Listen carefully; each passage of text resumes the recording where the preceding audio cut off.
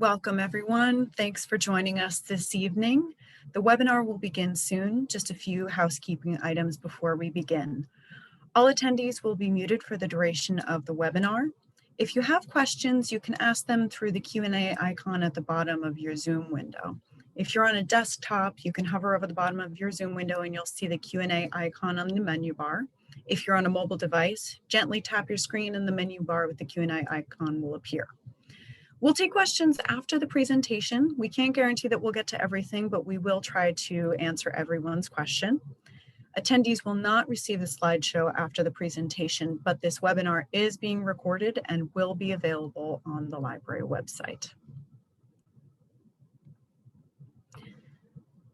Our author for this evening is Marcia Chatelain. She is a professor of history and African American studies at Georgetown University. The author of Southside Girls, Growing Up in the Great Migration. She teaches about women's and girls' history as well as Black capitalism. Her latest book that she will be speaking on tonight is Franchise, The Golden Arches in Black America.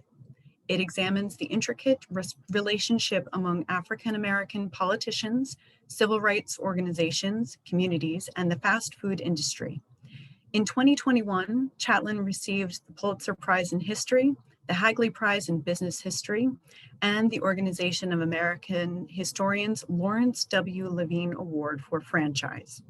An active public speaker and educational consultant, Chatelain has received awards and honors from the Ford Foundation, the American Association of University Women, and the German Marshall Fund of the United States. At Georgetown, she has won several teaching awards. In 2016, the Chronicle of Higher Education named her a top influencer in academia in recognition of her social media campaign, #Ferguson Syllabus, which implored educators to facilitate discussions about the crisis in Ferguson, Missouri in 2014. She has held an Eric and Wendy Schmidt Fellowship at New America, a National Endowment for the Humanities Faculty Fellowship, and an Andrew Carnegie Fellowship. So thank you so much to Marcia for being with us here tonight and speaking about your book, Franchise. Welcome, and I'm going to turn it over to you. Thank you so much, Megan, and thank you to everyone at the Arlington Public Library for making this series available. I am going to walk you through my most recent book, Franchise, and then I hope we can open up a lively Q&A and discussion about the fast food industry, some of our ideas about the American food system, and what they can teach us about American history. So now I'm going to do what I've done for several weeks since COVID. I'm going to share my screen and I'll be teaching you through my slides like I do with my students at Georgetown University. So my book, Franchise, The Golden Arches in Black America, is an examination of a period in American history that I think is incredibly pivotal about the ways that we think and talk about race in America, particularly about the pathway to racial justice.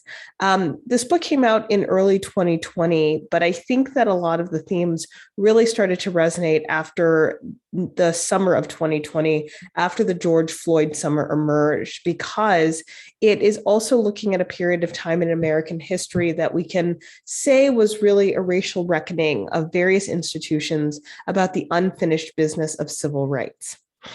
But first, I want to start with a US president. Most, if not all of you, recognize the man in this slide, but just in case you don't, his name is Bill Clinton, and he was president of the United States. And in the 1990s, when Bill Clinton was running for president, and after he won the White House, you may remember that images like this were often parodied and lampooned in various media outlets as the president who enjoyed fast food. The late Phil Hartman, the comedian, also did a wonderful Bill Clinton impression. And there's a very well-known Saturday Night Live sketch where he goes into McDonald's and he's eating the French fries and the food off of the trays of the American people as he talks about his policies on infrastructure and earned income tax credits. So all of this is to say that Bill Clinton's presidency was often associated with his consumption of fast food. I believe Bill Clinton is now a vegan after several health problems. But in the 1990s, these images were very important for the image making of Bill Clinton as a regular guy, someone with very humble beginnings, and someone from the South. Bill Clinton's consumption of fast food is interesting to me because it makes me think about this often cited but rarely read essay from Toni Morrison in The New Yorker. In her Talk of the Town column from October 5th, 1998, she describes Clinton as the first Black president. And when Barack Obama ran for president in 2008 and became the actual first Black president, people often made references to this Morrison essay. And what I think people were not aware of when they were referencing it was that what Morrison was talking about in the late 1990s was that she believed that the way that Congress pursued Bill Clinton during his impeachment trials mirrored some of the ways in which African Americans were pursued by the criminal justice system.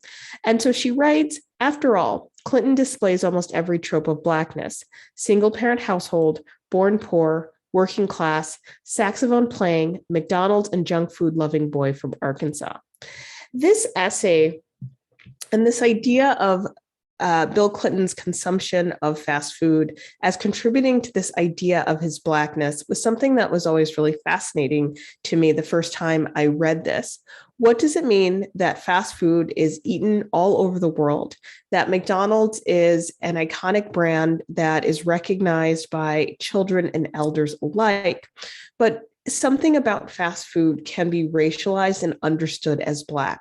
And so what I set about discovering when I started the research for Franchise was trying to understand how fast food became Black and what are the implications for the ways that we talk about race, fast food, and health today. In addition to thinking about Bill Clinton's Blackness, McDonald's and civil unrest were was a relationship that I also wanted to explore in thinking through my book Franchise.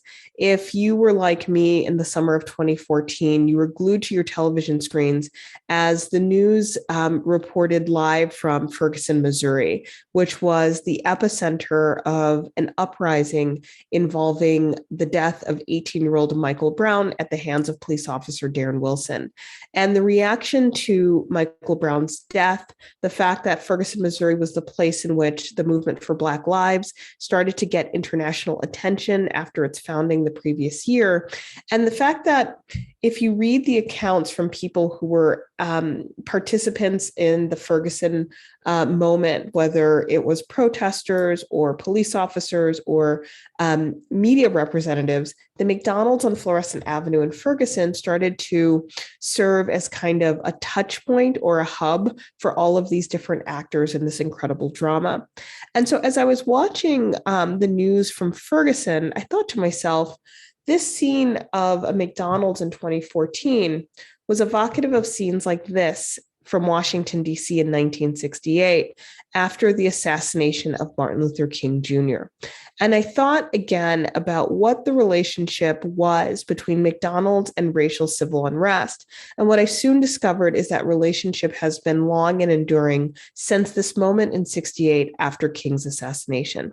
And so what Franchise examines is the moment in which McDonald's pivoted from being a brand that was highly associated with the suburbs to a brand that started to think about urban America more seriously through the recruitment of Black franchisees and through the alignment of McDonald's as a brand and as a business with some of the ideals of the civil rights struggle. And so my story begins in really fleshing out this idea of franchising. Many Americans associate franchises with fast food restaurants like McDonald's, but in the United States, there are about 250,000 fast food restaurants, and the number of businesses that qualify as franchises is actually close to 750,000. And if you've ever been in a Hilton hotel, if you've ever gotten your oil changed at a Jiffy Lube or used a Primrose Academy daycare, you have used a franchise for these businesses. The thing about franchising which I think is important for us to all understand, is that a franchise is what I liken in the book to a relationship between a child and parent, in which the parent sets all the rules, but the children make all the money. That franchising provides a kind of quasi-independent business ownership in which a person, the franchisee, assumes a lot of the risks and liabilities of doing business, but is provided all of the information, all of the supplier contacts, and all of the ideas and advertising necessary to grow a business. McDonald's is probably one of the most powerful franchises in the fast food space, as well as outside of the fast food space. And franchising at its core, I think, is a very American idea because it suggests that you can democratize business acumen, that you don't need an advanced degree, you don't need a family legacy of business ownership, you simply need the desire and the will to enter business and to follow the rules, and then you can be successful. But franchising is very tricky and you assume a lot of risks, as I said earlier. And so in thinking about opening the opportunities to African-American business people, and the period I'm looking at in the late 1960s and early 1970s is mostly men, in opening up that opportunity to these men, this was an incredible turning point in the possibilities of Black ownership in Black communities in the late 1960s. And so my story in franchise begins before the 1960s and the 1940s, and it tells the story of the founding of McDonald's from the perspective of the civil rights struggle that was also emerging as McDonald's was emerging. McDonald's was founded in San Bernardino, California by Richard and Maurice McDonald before it became a franchise under Ray Kroc, who is often misidentified as the founder of McDonald's. But what Ray Kroc did with McDonald's after he acquired it in 1954 was he created a blueprint model for McDonald's to expand all over the country and provide that consistency that consumers look forward to. And so in thinking about the early days of McDonald's, I consider all of the ways that the ingredients necessary to make a successful fast food restaurant were the same aspects of American society that had been deeply segregated and shaped by racial discrimination. If we think about the opportunities for white men to enter franchising and get business loans, then we also have to consider the barriers to financing for African Americans. If we have to think about fast food as growing up along the highway system, which was enhanced by the Federal Highway Act of 1953, then we also have to think about the slum clearance and the removal of mostly African-American neighborhoods in cities like Austin, Texas, and Miami, Florida, and Chicago, Illinois, and throughout the country, and what those displacements, what they did to communities. If we think about McDonald's as fulfilling the consumer desires of white suburbanites, then we have to think about all about the Black families that were redlined and excluded from those neighborhoods. And so in thinking about that relationship between racial discrimination and McDonald's, I came upon some fascinating anecdotes about the ways that McDonald's was a target of activism from groups like the Student Nonviolent Coordinating Committee and the NAACP in the struggle to desegregate restaurants. Now, this is curious because when we often think about the fight against segregation, we think about brands and we think about entities that are no longer with us, like a Woolworth's counter or a Katz's drug. But McDonald's was actually part of that system of segregation in the South that was targeted by student activists after the sit-ins of February 1st, 1960. And so in placing McDonald's in the context of civil rights, I help readers understand that we cannot celebrate business innovation of mid-century. We cannot speak about these issues as if they are devoid of the political realities of the period that allowed for exclusion both institutionally as well as informally. And so in thinking about these origins of McDonald's, Chapter 2 of the book, Burgers in the Age of Black Capitalism, focuses on that critical moment after Martin Luther King Jr. is assassinated. Several American cities rose up in anger and grief. There was confrontations on the street with police and property damage. There was a sense that King's assassination was the death of the interracial unity ideas of the mid-century civil rights struggle. And the question is, what was going to take up that space? What was going to fill the political and social imagination of people who believed in civil rights after King was assassinated? And so in this big open space came the idea of Black capitalism. And while Black capitalism was not invented in the 1960s, it really received its second life in the 1960s. And it was this idea that in the absence of formal political power, as well as protections from the government, African American communities should, in their own interest, create economic power through opening businesses and through investment as they tried to strategize on how to gain their political rights. Black capitalism was particularly popular during this time, I believe, because people were overwhelmed and aggrieved from all of the losses of the 1960s. They saw that the changes in laws and policies of the 1950s and 60s didn't necessarily change the quality of Black life, especially in places like Chicago and Detroit, where Black unemployment was very high and housing, access to quality housing was still a challenge. And so in this space in which idealism didn't seem possible, the cold, hard realities of business and economic opportunity seemed possible. This time was also marked by the fact that despite the rise of a conservative president in the White House, Richard Nixon, he was very much a supporter of Black capitalism. And through the Office of Minority Business Enterprise, through the Small Business Administration, the Nixon administration provided federal funds and helped guide Black business people towards various business ventures that fulfilled the Black capitalism mandate. The problem with Black capitalism as an ideology for civil rights is that it doesn't challenge the practices of segregation, nor does it put any pressure on the federal government to provide for everyone equally. Rather, it privatizes the pathways to economic stability, and it also is predicated on the idea that communities and peoples remain segregated. And so it is in this context that McDonald's makes the decision to start recruiting African American men to become franchisees of McDonald's locations. And this is what gives birth to a plaque like this. This is a McDonald's on Chicago's South Side in the Woodlawn neighborhood. And you see on the plaque, it says on December 21st, 1968, this location was franchised to the first McDonald's African American owner operator.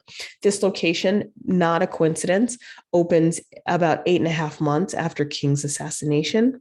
And throughout the African American press, this entry of Blacks into McDonald's franchising was celebrated regularly. Here's an article from the iconic Chicago Defender that features Herman Petty, who opened that McDonald's in the previous slide, at the center, and he's flanked by Leonard Bennett and Willie Wilson, two men who had reached management heights in the McDonald's system. And these stories weren't just about business owners. They were about people who had really embodied all of the kind of possibilities of Black capitalism. And they were very much celebrated for their generosity and their philanthropy. And so as McDonald's is realizing that by expanding into the Black communities of the United States and expanding their presence and profile through Black franchisees, that they could be quite successful. And so the next chapter of the book looks at the political life of this decision by looking at Cleveland, Ohio. And Cleveland, Ohio had a different kind of McDonald's story. While Chicagoans were embracing the first Black McDonald's franchise owner and celebrated as he expanded his portfolio and owned other restaurants, people in Cleveland were a little bit challenged by how McDonald's was operating on the predominantly Black East Side.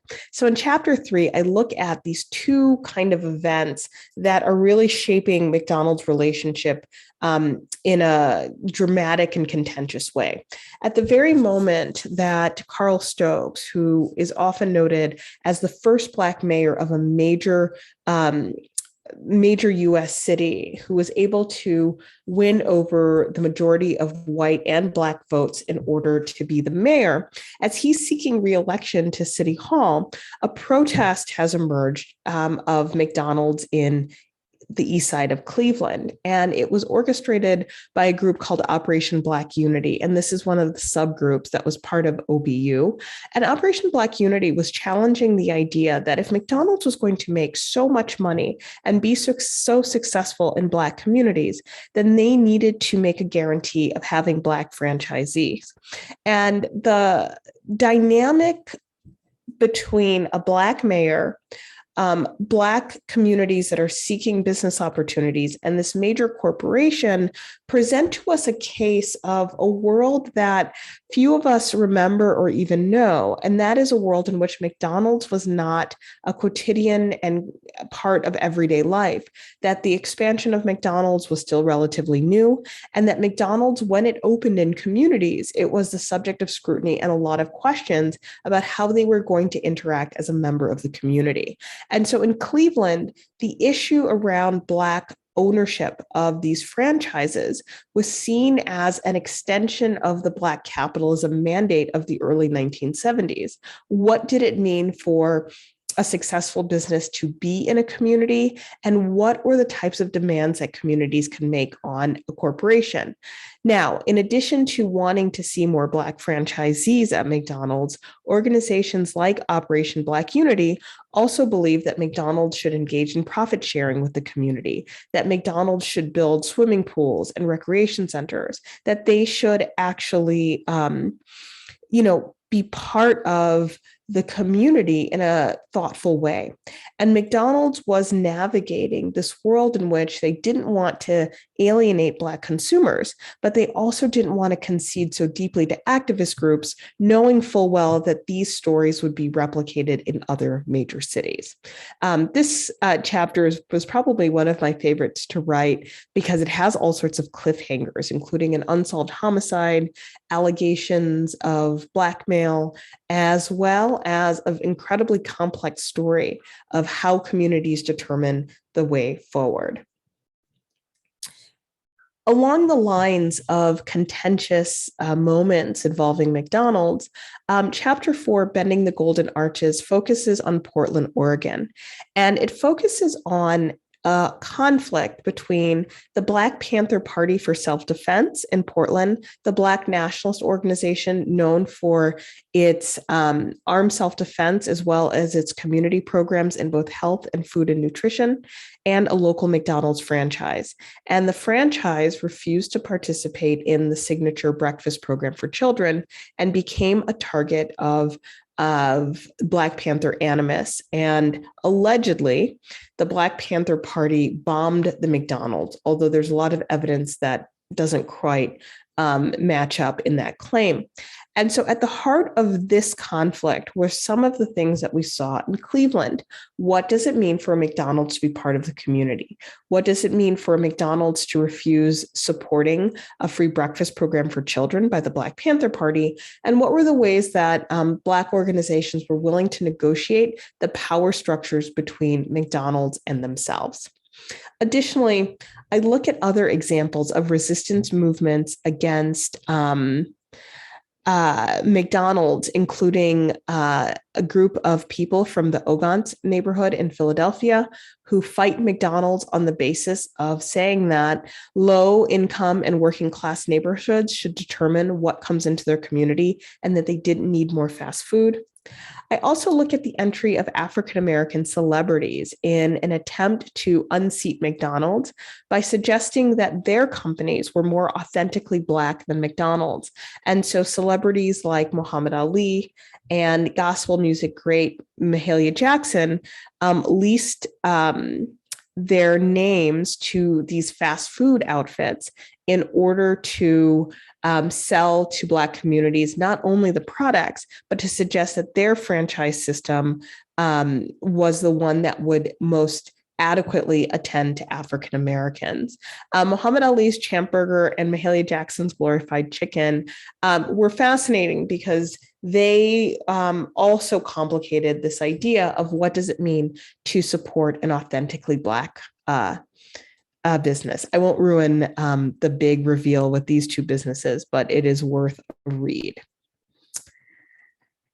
And as the narrative looks at McDonald's growing success with the African American consumer market, I wanted to think about culture, because one of the arguments that was important for me to articulate in the book was that this idea that fast food and race was only about the choice in food and nothing else is something that I think when we talk about health issues among communities, we lose sight of the ways that culture also plays a very strong role on how fast food companies and food products, how they ingratiate themselves into people's lives. And so I examine the advertising strategies of McDonald's in the 1970s, particularly their decision to employ Burrell Communications, which was one of the largest and most influential Black advertising agencies based in Chicago. And the fact that they were commissioned to create ads like this one, ads that featured African-American families in ways that, pardon me, were supposed to be more authentic and real to the Black experience. The reason why this was important was because prior to the formation of the National Black McDonald's Operators Association, McDonald's had never commissioned this kind of work to target the Black community. What they had tried before was to simply use Black models in print ads that had been designed for a general audience. But because of the advocacy of the Black McDonald's Operators Association, as well as the knowledge and work of the Burrell Communications people, as well as another Chicago-based agency, Viewpoint, which did market research, they started to tailor ads that spoke to Black life and Black culture. And outside of the ads, McDonald's sponsorship of important events in African-American history and culture, particularly their early sponsorship of the Martin Luther King Jr. holiday, as well as their underwriting of things like the Gospel Music Tour, the support of the All-American Double Dutch League, and the creation of sports programs like the All-American Basketball Game, the All-American Marching Band, were really important signals to Black audiences. I think that the cultural work of McDonald's is probably the place that I found most intriguing and also most eye-opening, because I think that prior to embarking on this book, I never thought about the ways that these opportunities weren't just about marketing, but it was also a robust way of employing Black creative talent that still struggled to find a place in the music industry and on television and in advertising, that McDonald's opened up a whole world of possibilities for Black creatives. And I think that this is a very important part of creating those connections that we see in the kind of brand loyalty and consumer loyalty within the fast food industry. And so the final two chapters of the book look at a more contemporary period. Chapter 6, A Fair Share of the Pie, opens up with a series of protests against McDonald's initiated by the Los Angeles chapter of the NAACP.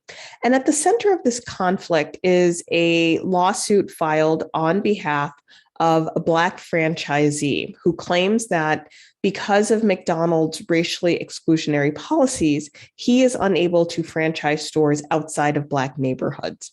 And this selective buying protest that's orchestrated against McDonald's is supposed to be about breaking down the racial barriers to success within the McDonald's system. And one of the things that I ponder is, what does it mean for a major civil rights organization in the 1980s to take up the cause of aggrieved millionaires after having a storied history of representing children in school discrimination cases, in representing African-American members of the military, of helping to desegregate colleges and universities, what does it mean for Black business owners to fit within a group of people who have been targets of discrimination, but still benefit from tremendous economic privilege?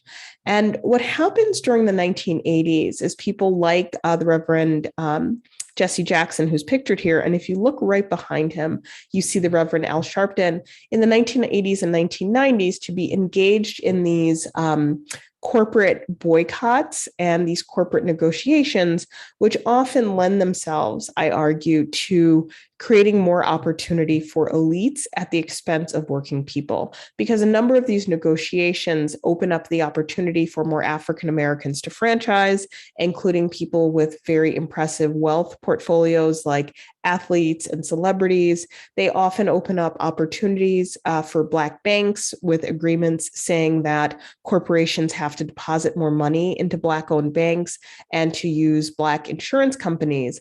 But the critical mass of workers in places like McDonald's are the people working in the food service sector, people who are working the line, creating food, and cashiers. What happens to them as all of these different negotiations are made? And I think that this point resonates today when we think about the ways that corporations have opened up their commitment to diversity and inclusion, especially over the past year. What does that mean for people who are not within the executive suite or people who are not in the white collar professions? Where do they see racial retribution or racial justice in these moments? And finally, the book ends with one of the anecdotes that drew me into writing this book in the first place. And that's the 1992 uprisings in Los Angeles after the acquittal of 4 officers in the beating of Rodney King. Shortly after the Los Angeles uprising was quieted, the CEO of McDonald's at the time, Ed Renzi, issued a statement essentially saying that the McDonald's restaurants in South Los Angeles were not targets of any violence, and they were not targets of any property damage. They were not targets of the community's animus because McDonald's had made socially progressive choices 25 years earlier in opening opportunities to African Americans. And while I found that claim extremely curious and strange to make, I think what the argument was that because McDonald's had used a moment of racial unrest in the late 1960s to enter Black communities, it had been protected in the 1990s. While I don't know if that claim is entirely true, I think it's an incredibly provocative and thought-provoking way of thinking about how these relationships are forged and what happens when a corporation starts to play this incredible role in the lives of people.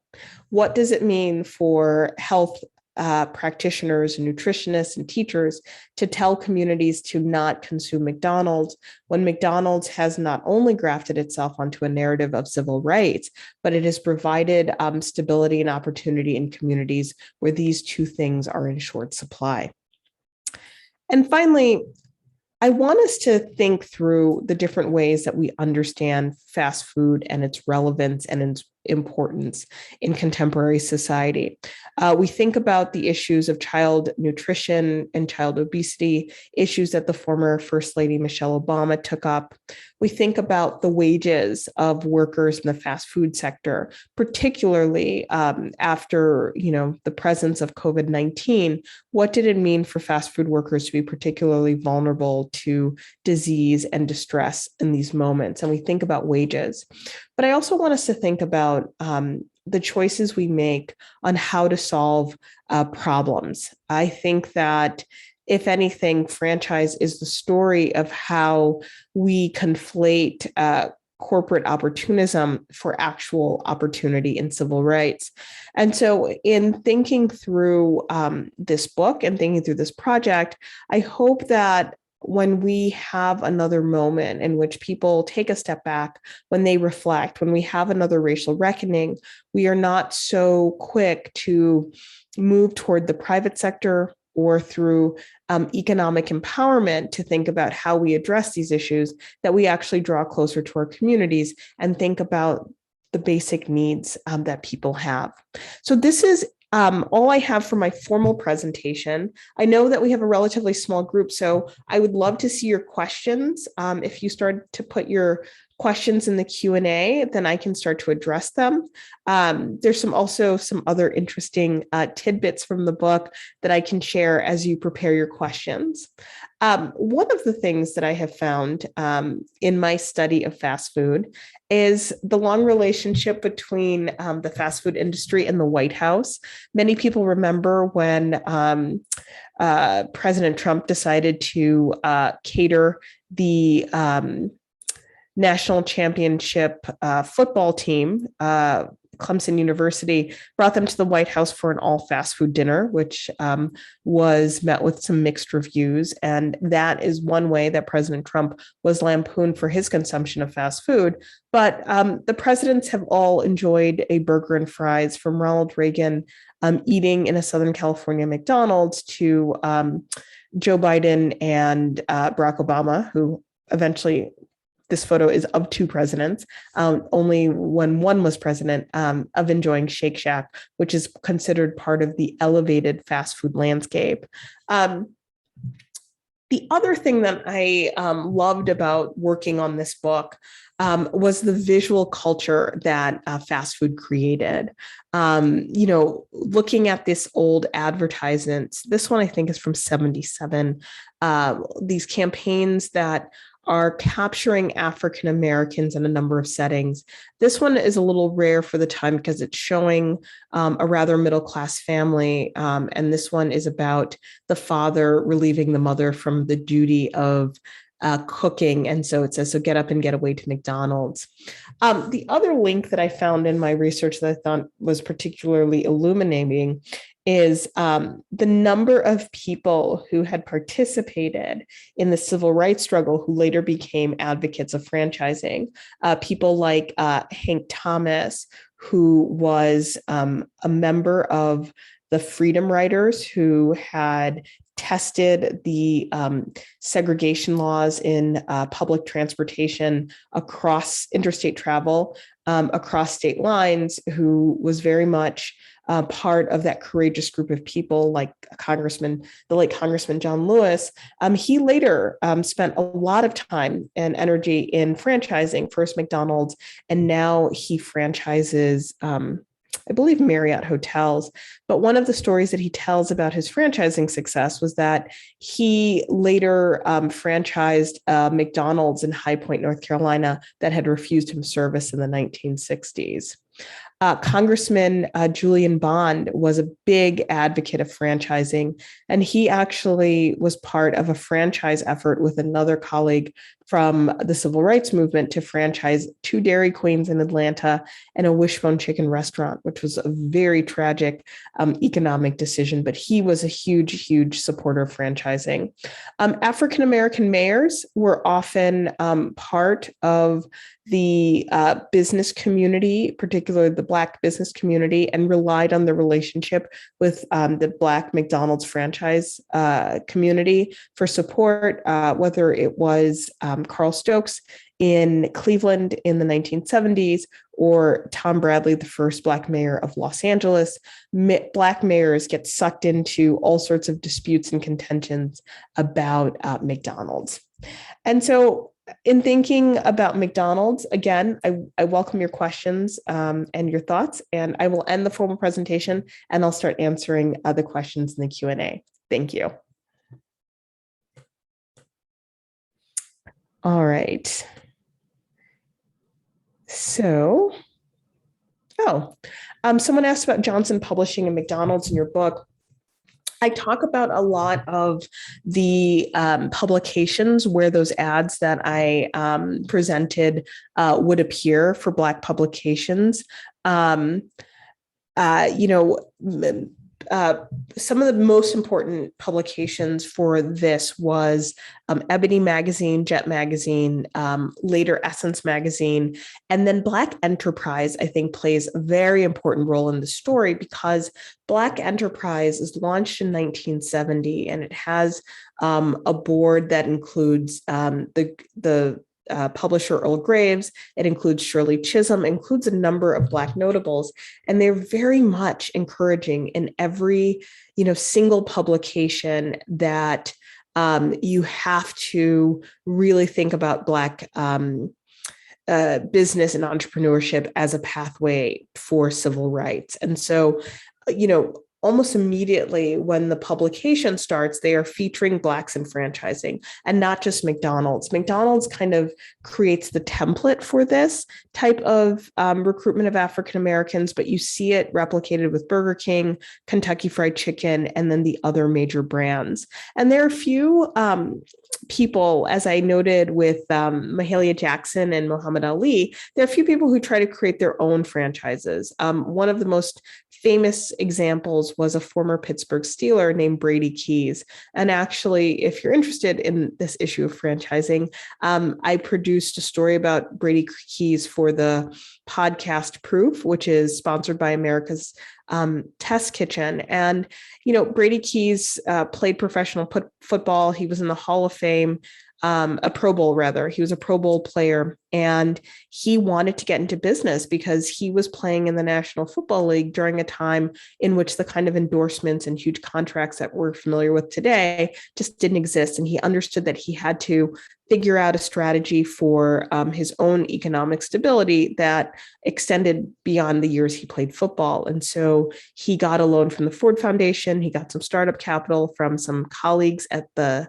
Steelers because he couldn't get a loan from the bank. And he created a brand called All Pro Chicken. In the interview around All Pro Chicken, I talked to his son Rodney, and he said that his father received a call from Richard Nixon to open up a restaurant in Ohio and Cleveland so that he could point to the success of his Black capitalism campaign. It is estimated that Brady Keys, in the franchising of All Pro Chicken and then later Kentucky Fried Chicken and later Kentucky Fried Chicken and Burger King, that he received upwards of $9 million in federal and private funds for this. So someone asked, what do you suggest is the next next steps of building opportunities for Black business people? I think that the answer to this question is twofold.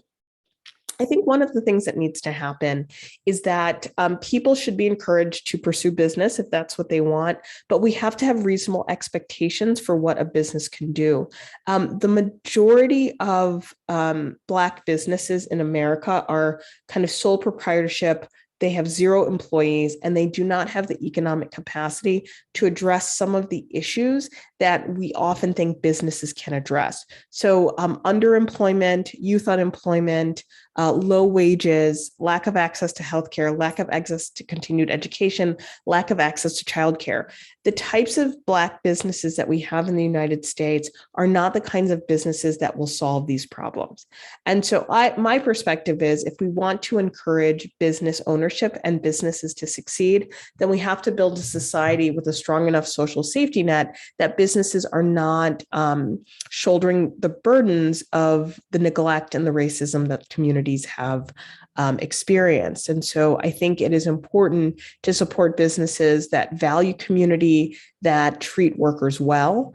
But in order for that to happen, there has to be federal support, and there have to be federal guidelines that force business to be in compliance, to pay their fair share of taxes, to make sure that we have some type of healthcare system for all, whether it's Medicare for all or something better. We have to have a social safety net that actually attends to people's quality of life, so that these pressures do not fall on the private sector, because the private sector is interested in the bottom line and will never fully provide that. And also, when we think about these moments of racial reckoning and what communities need, opportunities to shop, opportunities to purchase within a community is important.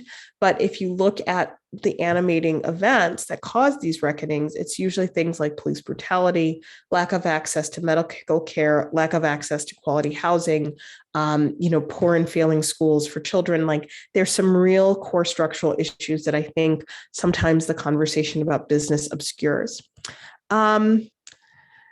Someone asks, the environmental justice, has that come up in my research? Absolutely.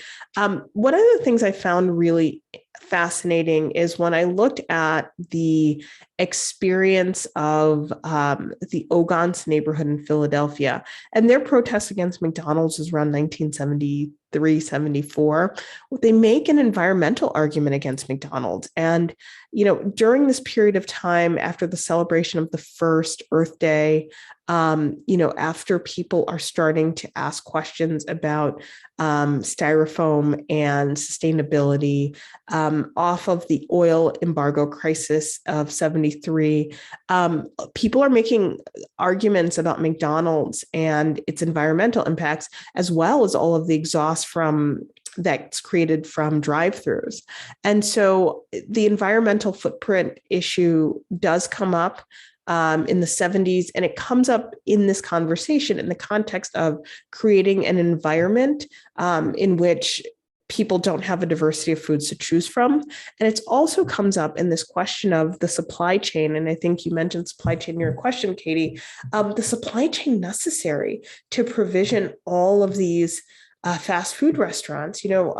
Fast food has changed the need for chicken production, potato production. We need so many tomatoes and so many heads of lettuce. And when we look at the populations that's harvesting and preparing these foods, we see that, the racial dilemmas of fast food isn't just about overconsumption within certain communities, but it's also the kind of quality of work and the economic and physical exploitation of the people who have to deliver so much food. And so I think that, these complex relationships are part of, the contentions over fast food. And I think that environmental footprint argument is increasingly being used to help connect various struggles between, the workers who are trying to earn more money, as well as to think about the buying policies and the supply policies of the fast food companies that are purchasing all of these products. The question about nutritional values, in the book, I try to acknowledge people's concern about nutrition, but I wanted to historicize a conversation about nutrition. So I don't delve into it that much. But one of the things I do talk about is the early research about the consumption of fast food, that very early on, when these outlets are opening in Black neighborhoods, they're finding that African Americans are eating McDonald's more often because it is fast, because it's convenient, it's because it's cheap. But I also think it's because the market is emerging so close to the era of Jim Crow and the type of segregation and the type of uncertainty that people faced when they were trying to get something to eat. So, from our perspective, a new McDonald's may not sound exciting or interesting because McDonald's is everywhere. But if you take it from the perspective of someone in 1974 who's only been enjoying for a decade the federal protection of a public accommodation, McDonald's is kind of exciting, and it's kind of important to acknowledge this as such. The other thing I think is important to raise is that when we talk about nutritional values relative to other food in neighborhoods, I think sometimes what emerges is, people say, well, there was a golden era, or there was this great time where people had access to better quality food and then they ate healthier. And I think we have to complicate that idea, because if we look at the archival records of so many civil rights organizations, a lot of their time was spent talking about the poor quality of groceries, of meat, of produce at their local stores, that there was racial discrimination even in kind of access to what we would call fresh foods. And so although, yes, there was a period of time where people were not as fast food dependent, this struggle for quality food in African-American communities has pre-existed fast food. And I think presenting that information is important to understand how long-standing these challenges are, and to not create a false sense of a golden era of Black food. the African American diet has often suffered from a lack of diversity, a lack of quality, not quality in terms of deliciousness, but a lack of quality in its ability to be nutrient dense relative to the economic issues that African Americans face, whether it's no access to land to grow food, no access to wages to purchase food, or being in consumer systems that give them second-rate food and second-rate goods and materials. Does anyone else have any more questions or comments in the last 10 minutes of our time together? I really appreciate you joining on a Thursday evening. I call this hour for me, it's wine and cable news. So I appreciate you coming to this talk during wine and cable news hour. For you, it might be cup of tea and book hour, but the opportunity to talk about my book is still such a joy and such a treat, even more than a year after its publication, that I really, really appreciate these opportunities. And I want to also say that all of this is made possible by public libraries. I was very much a user of libraries and the Chicago Public Library as a child, where I learned so much about reading and different people. And then as a historian, the number of times that I have to go to special collections libraries and regional libraries and state libraries, I really appreciate that libraries are one of the few public resources that we still have left, where there is no financial cost to the individual, that there is a place where people can just be and people can learn. And I think that as someone who's very critical of privatization, I'm extremely happy that our library still remains a model for what's possible. And Michelle shares that McDonald's was a first job for many in my DC neighborhood. McDonald's is, I think, the provider of the most first jobs. And your point about jobs is interesting to me, because when I was doing my research, I found a number of McDonald's advertisement in publications like Essence and Black Enterprise and Jet that didn't advertise food, but advertised the fact that they had provided so many jobs to African American youth and teenagers.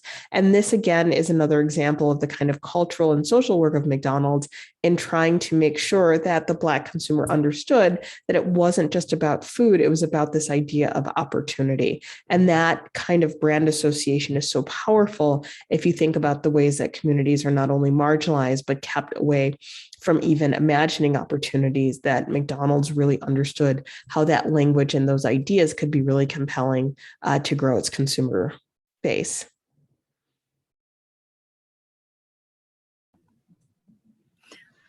Thank you so much for presenting. I do want to just remind everybody, we do have a little bit of time left for questions, but while we're waiting for any additional questions, I want to thank you so much, Marcia, for your beautiful words about libraries. I love hearing authors talk about libraries, and we love you as much as you love us. I do want to let our attendees know about our theme for this summer reading is food for thought. That is one of the reasons that we had Dr. Chatelain come and talk to us about her book, Franchise. It's a perfect matchup for what we're doing this summer. So it's not just about food, it's about making you think. And our summer reading program is going on right now. So all you have to do is read for 30 days and you get prizes, you get additional books, you get library swag, and we're partnering with the Major League Baseball team, the Nationals. They're offering ticket vouchers. So if you read for 30 days, you get some free vouchers for baseball tickets. I do want to just mention we have some events that are going on in person at the library. So we have our story times are back in our libraries, but we also have walk-in vaccination clinics. So if you haven't gotten vaccinated or you know somebody who hasn't gotten vaccinated yet, please encourage them to come to our library branches. It's at every branch but Central, and different days of the week. It's Monday through Saturday, I believe. So just check the library calendar and send them over. Please come in and make sure that you are fully vaccinated. And we do have some other events coming up in August. We have our Escapism book club is a romance author, J.C. Lee will be talking about her book, A Sweet Mess. And we have our end of summer reading party at Westover. It features a magic show that's going to be on August 25th at 10 a.m. The author talk is going to be on August 11th at 7 p.m.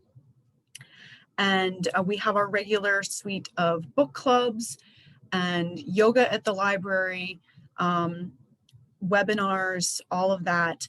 And starting up in September, we are going to start up again with Arlington Reads series that is going to be focusing on environmentalism this fall.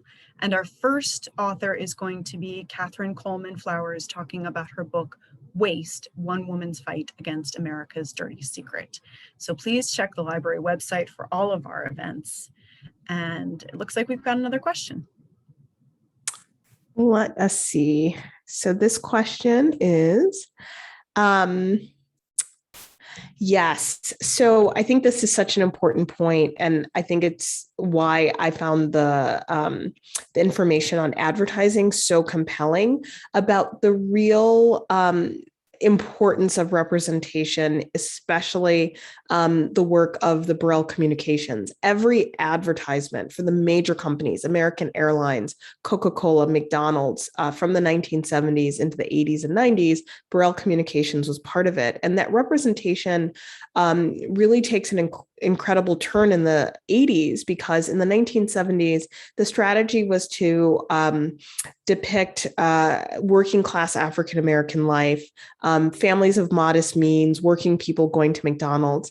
In the 1980s, I think that a lot of the ads started to replicate some of the dynamics of TV shows like The Jeffersons and The Cosby Show, others that were trying to show aspirational middle class life.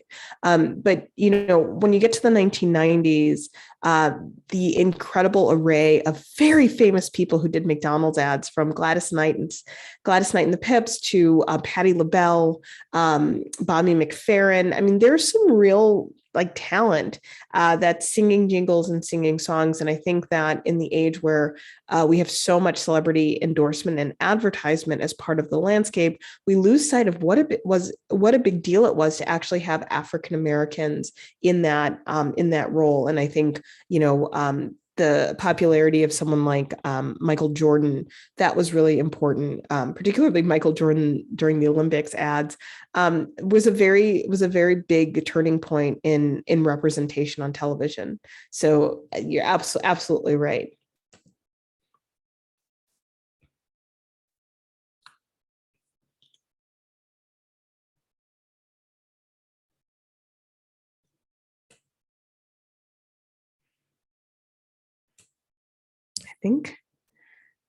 I think that was the final word.